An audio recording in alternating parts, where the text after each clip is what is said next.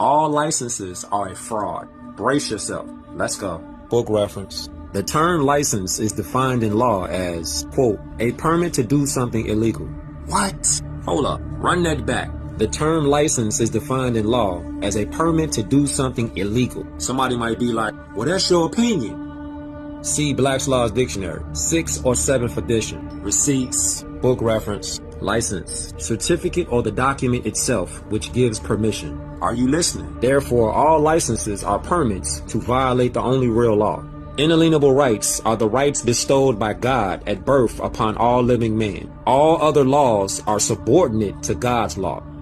All other laws are subordinate to God's law. Bing bong. The controlling de facto government wants us to rely on their laws, so they demand that we apply for a license. You see the trick?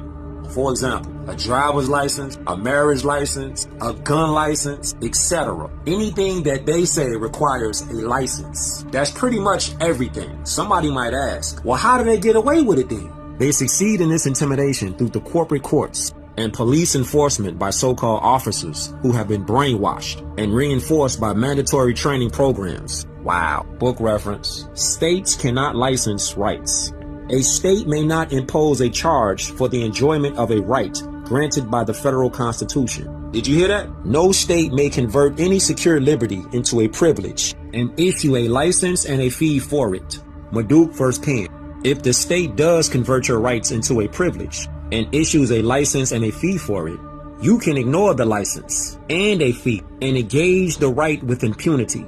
Shuttlesworth vs. Birmingham. Receipts. Remember earlier how I mentioned the marriage license? Check this out. Those who apply for and marry pursuant to a marriage license have added a third party to their marriage contract. The third party is the master, by and through his agent, the corporate state. What? The marriage license gives the state the legal right to decide the fate of the husband, wife, and possessions they procure during their marriage. Keep in mind, licenses are legal, not lawful. Should the marriage fail, their divorce must now be decided by and through the state's corporate court by a corporate judge. And the judge's first and foremost concern is the interest of the state. You didn't need a license, but since you went and got one, the corporate state became your master and you the slave.